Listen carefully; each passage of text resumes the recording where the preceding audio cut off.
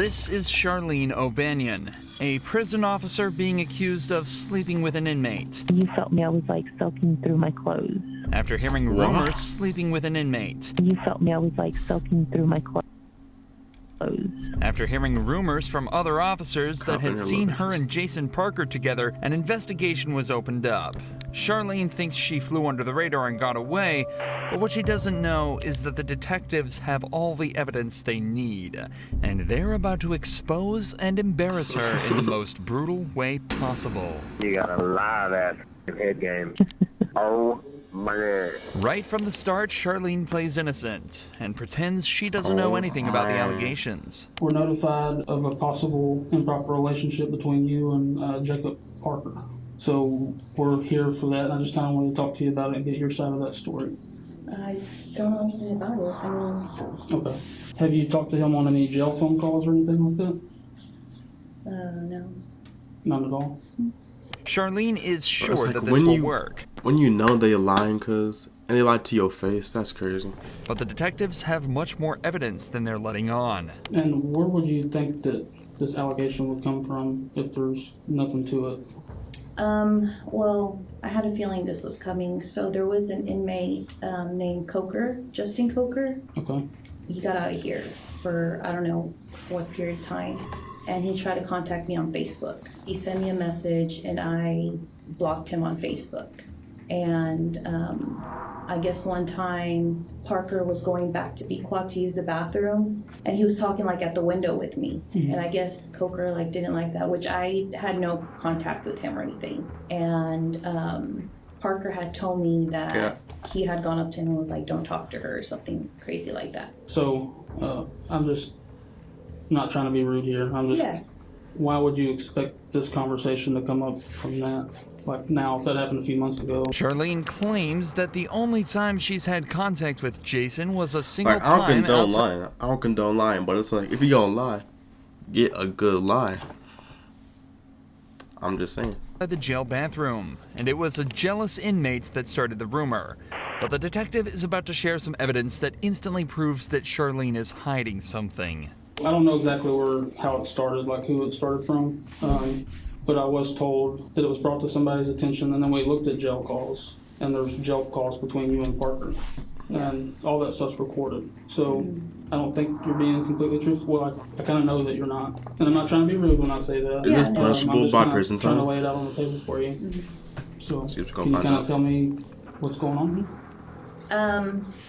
I guess a few years ago, we talked, and then I ended up here, and then he ended up here. I didn't know he was here. I didn't, it wasn't anything like that.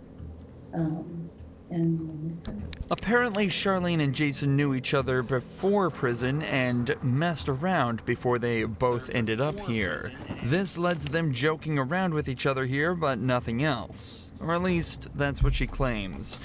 In reality, the cops have recorded phone calls from inside the prison that tell a completely different story.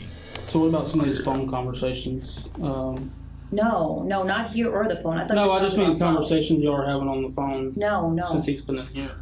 Like sexual? Well, I'm not saying having phone sex, talking about sexual acts.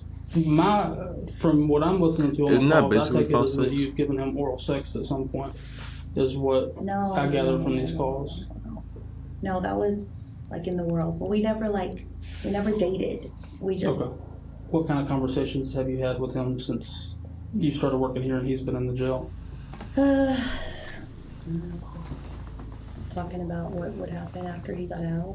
And then the jail call recordings, have you been talking to him while you're at home? Like he calls you from the jail while you're at home? Or? Could be a stupid question, but if somebody is in prison, then they get out, will she be allowed to date them? Because technically, they can't say, oh, you can't date this person, technically, right? But Okay.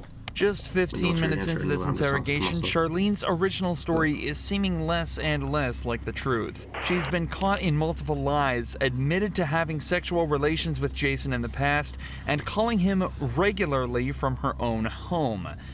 This is This girl being highly alive. irregular behavior for a prison officer, and it doesn't take a genius to realize something deeper may be going on. But the detective not has some stupid more either. questions pertaining to some more Yeah, physical mom's not even lie evidence. about it. Like, they I got haven't evidence against him. listened to this, but apparently there may be some talk in the calls about like photographs. Have you given him any photographs? Mm-mm. I gave him a photograph of his mom, which he had asked for, and of his dog, Jax. Okay. Yeah. Have you given him any photographs of you? Mm-mm. No, because So one of the things we're going to be doing is like looking at cameras and stuff too. Has there been any times where y'all were alone? Or you go out of camera view or anything like that? Anything that's going to look suspicious that way? I don't think so. It's important to remember that Charlene has worked at this prison for a while now, and as such will know all the ins and outs of everything such as security camera blind spots and patrol officer schedules. You'd think that with all this knowledge, it'd be easy to hide a relationship with an inmate. But it seems that she forgot about a few vital pieces of information. Not least the fact that all phone calls placed from the prison are recorded. But thanks to the detectives, she's about to be reminded of this fact in a A CD in the devastating Big 25. way. Hey, baby. Got that. Baby, guess what? What, babe? I just won the blackjack game. Yay. I just won $30. I got a lot of stuff to clean and get rid of before you come home. I'm just kidding. Yeah. I'm just No, fucking with you. I was trying to make you think I have all these secret things. Yeah, I bet you do. What? What? What? What do you mean? I don't know. You probably got this weird sex swing hanging from the ceiling. Kenneth probably thinks it's a swing set. Oh, if I had that sex swing, you better believe I'd leave that sucker up for you. Would you really? Hell yeah. You'd let me put you in it? Yeah. With a gag ball and everything? Bro, y'all freaky. That's like. This is babe. inappropriate. Listening to your own voice can be bad enough for some people, but listening to your own sexual phone calls in silence with two detectives in the room as you realize you've just been caught red-handed has got to be worse than any prison sentence there is. However, with the language they've used so far, there's no evidence that the pair have actually engaged in any sexual acts. But that changes quickly as Jason begins to directly incriminate Charlene on the call. I just want you to look at me sometimes and be like, damn, my woman's fine. Fine as wine. Hmm? And you got a live ass fucking head game. Oh my god. Yeah, it wasn't my best moment. I was just trying to get it done.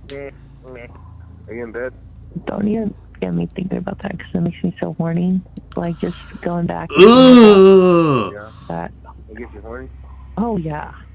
You felt Well, me. they I was, couldn't like, blur none of this soaking out? through my clothes. It's Get weird very because it's horny like. very easy. I feel like Oh, at wow. my big age, I'm cool with hearing stuff like this, but it's like when you hear stuff like about strangers talking like that, it's just nasty. Good. Like that's not even. Not good. I mean, I feel like I just like look at someone. I'm like, oh my god, I'm so fucking horny. No, like of course, like I only get horny for you. You kind of see how that sounds from like My bad, my my point of bad. view. Like a more recent thing than 3 years ago. No? The audacity she has to say no after hearing that phone call is truly remarkable. But to her credit, she's not going down easily. The detectives try asking her if she thinks Jason would cover for her, and she still doesn't break, sticking to her story that everything that happened outside of prison. Technically, this story could still be true with this phone call, but it definitely is odd for the couple to be recounting events from over 3 years ago in such detail, especially when earlier she struggled to remember any details about their relationship. You talk about how profound this was. Like this giving him this blowjob was, but you like don't remember anything about it. It's like telling me something, but you're having trouble coming up with details about it. You know what I mean? Like if it's that I profound. mean, I gave him a blowjob. How do you describe the blowjob? I mean, is that Well, Stripped I don't him know, on like camp- about the on our blowjob. campus. Yeah. In the So jail? if this is He a just said factual thing that happened 3 years ago, I feel like you would kind of remember some Oh, stuff 3 years about it. ago. Like, I Yeah, feel I like, mean, like we said in the car, we Oh, this is outside of like when prison. I asked you who was there, him, of course, like when y'all met or whatever. And then when I asked like who else, you said it was like a bunch of friends, Yeah. but like you can remember one I mean, I chick's was with name my after friend you Chris. think about it for 30 seconds. So Yeah, I mean, that's I not was- making sense to me. You seem to have blanks in your memory when we get to certain details, but you remember being groped in the blowjob from 3 years ago. Find that hard to believe, okay? This is your one chance to be honest with us. Yeah. Once we get up and walk out and we're done, we're done.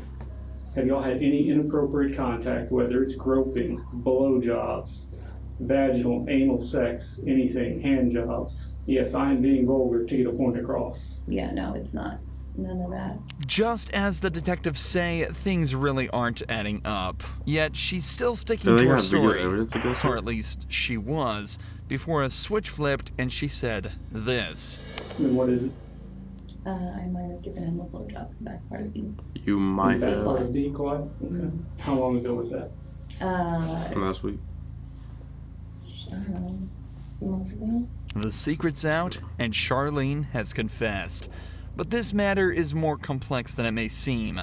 In cases of officer-inmate relations, the main question that arises is the Are they issue allowed? of consent. Given that Jason and Charlene knew each other prior to being in prison, it's not wrong to assume that consent went both ways in this interaction. However, in these cases, So it's that's actually technically- completely irrelevant. You know what I mean? According to a 2005 She got- report, federal law criminalizes She, all sexual relations she and gave a blowjob contact to the between prisoner. prison staff and inmates, and that all sexual relations between staff and inmates are considered abuse, even if the act would have been considered consensual if it occurred outside of a prison. This is because of the huge amount of inmate abuse that was observed in prisons. In 1996, it was estimated that court, between King. 12 and 14% of all prison inmates had been sexually assaulted, and the officers were rarely punished. So to prevent this, a zero-tolerance policy was introduced to try and prevent abuse towards inmates. A policy, it seems, that Charlene completely ignored. I'm gonna ask, but I feel like I know the answer. I'm losing my job. So that's not really up to me. She's losing that job. Internal Affairs is aware. Investigation is separate from ours because it's two totally different things. So Yeah. What kind of charges? Like, so it's illegal to have sexual contact with an inmate as an employee. So I said the ball kind of be in their court, but I'll let you know as soon as I hear something. I mean, would I go to jail? That's up to the DA's office. As it turns out, Charlene would lose her job, and the only time she'd ever be allowed back in jail would be for the 100 days that she'd be made to serve after being found guilty of sexual activity with a person in custody. Going to jail for sex is crazy.